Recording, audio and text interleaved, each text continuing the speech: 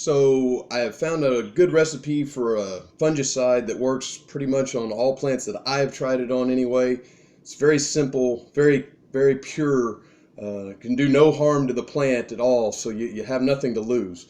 Um, it's simply a baking soda and water and a spray bottle.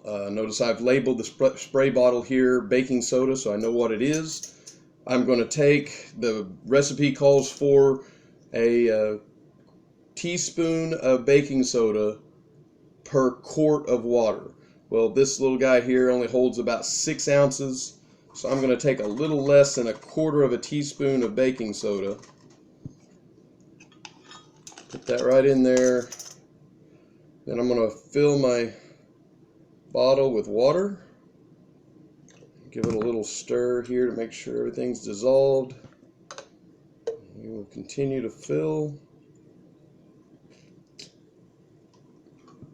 And we put the cap on with the sprayer and we are ready to go. Use this liberally on your plants.